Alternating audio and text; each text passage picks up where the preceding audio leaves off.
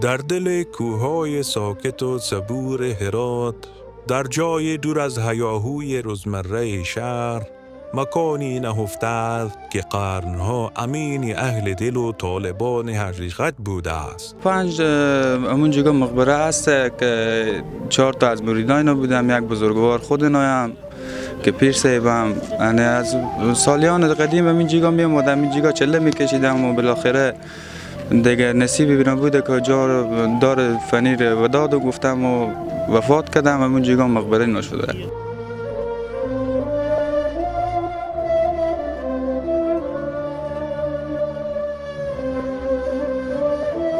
غار درویشان مکانی رازآلود که در تاریکیش نور ایمان و عشق به خالق در دلها میتابیده است. غار درویشان تنها یک فضای سنگی نیست، بلکه صفحه‌ای است از تاریخ عرفان این سرزمین. گفته می شود که سالها پیش درویشان از راه رسیده این غار را مکان خلوت و ذکر خود ساختند. غاری که سادگی سنگ‌هایش گواه پیچیدگی روح انسان‌هایی است که در آن به عبادت، تفکر و تزکیه نفس خود پرداختند.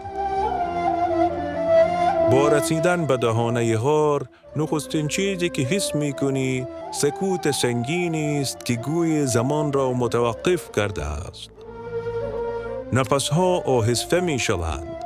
نگاهت به سنگ‌های سرد و فرسوده می‌افتد. سنگ‌هایی که صدای هزاران راز در دل دارند. ورود به درون غار همچون ورود به دنیای دیگر است.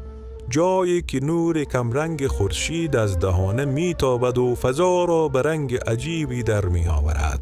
این مکان به روایت محلیان همواره محل رفت آمد عاشقان و اهل دل بوده است.